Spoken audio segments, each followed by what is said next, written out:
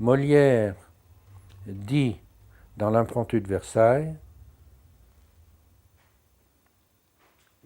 et surtout prononçait toutes les lettres de la plus rigoureuse orthographe.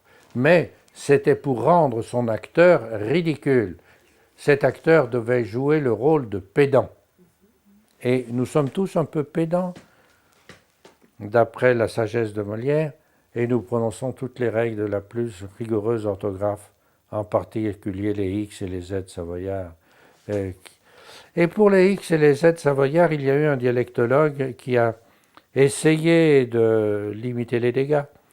C'est Dauzat, qui a dit les As, les Os, les Savoyards, il faudrait les remplacer par un E muet à la fin des mots.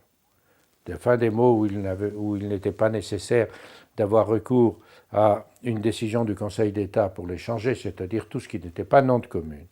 Et Dauzat a persuadé l'IGN de mettre des E dans ces mots qui n'étaient pas des noms de communes.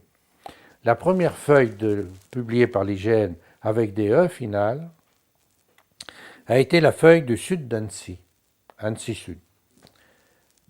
Et la Forcle était écrit la Forcle. La Fécle était prononcée la Fécle. À ce moment-là, un tollé énorme a été suscité à Chambéry par l'abbé Secret, président de l'Académie de Savoie. Les As, les Aise, les As, les Oses sont présents dans nos archives depuis le XIIIe siècle. Il faut garder cela comme un patrimoine. Les Français n'auront qu'à apprendre à prononcer O léger et A léger. C'était faire comme les Savoyards le faisaient. C'était faire vraiment beaucoup de confiance aux Français, qui prononcent Roma, Torino, Milano, et qui prononcent la féclase, toutes les lettres de l'orthographe.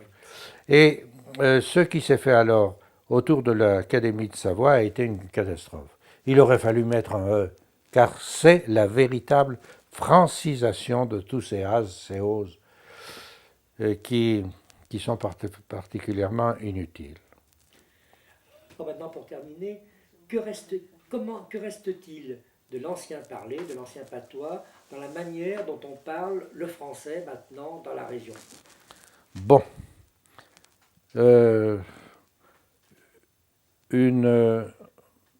Un état culturel comme la langue patoise, je fais exprès d'employer le mot langue, car c'est une langue, que voulez-vous que ce soit d'autre?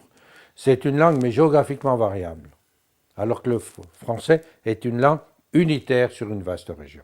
C'est la grosse différence. Alors, les langues géographiquement variables disparaissent. Que reste-t-il? Il restera autant qu'il reste, par exemple, du gaulois dans nos français. Je vais vous dire ce que le français le plus officiel a emprunté au Savoyard. Le piolet. Le piolet n'est pas un mot français. Il s'est fabriqué en Savoie. La piole, c'est la hache. Le piolet, c'est une petite hache, enfin un outil dont on se sert en donnant des coups sur quelque chose de dur, comme avec une hache. Le piolet, c'est un mot savoyard. Des noms de montagne. La Rimaye. Pardon, la Rimaille.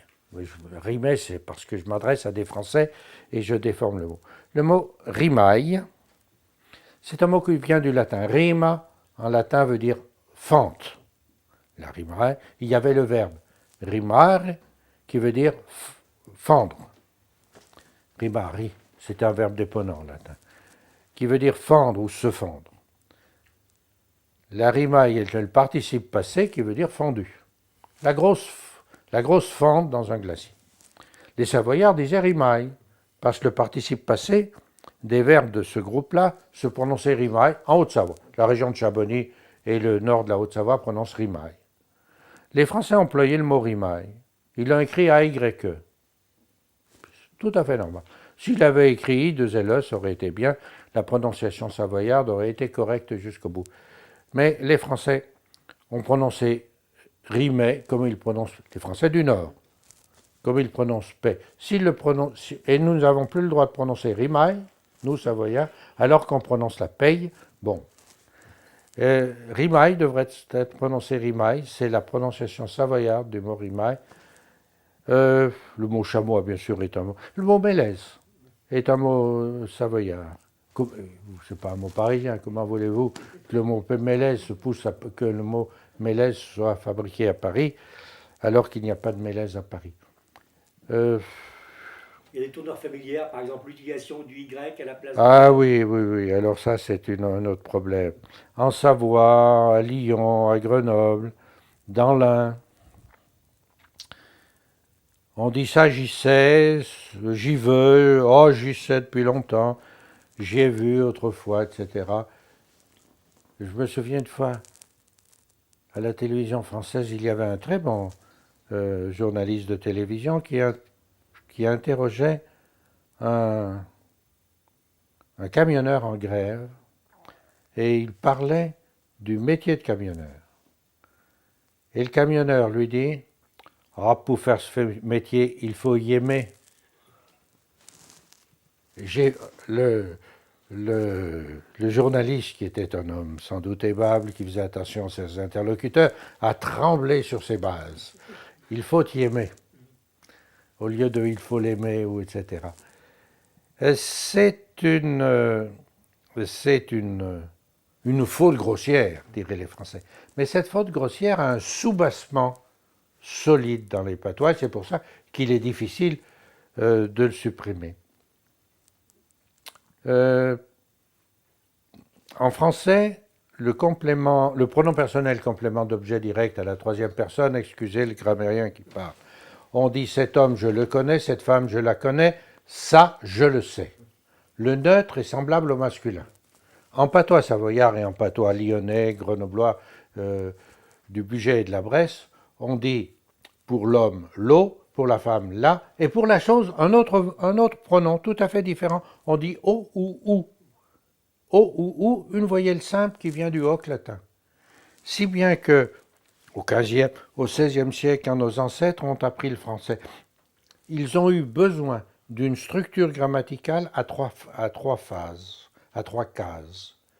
Ils ont dit le pour l'eau, ils ont dit la pour la, c'est facile, et ils ont dit une voyelle pour la voyelle qu'ils avaient, O. Et la seule voyelle pronominale que le français propose, c'est I, écrit Y, et c'est pour ça que beaucoup de gens disent j'y veux.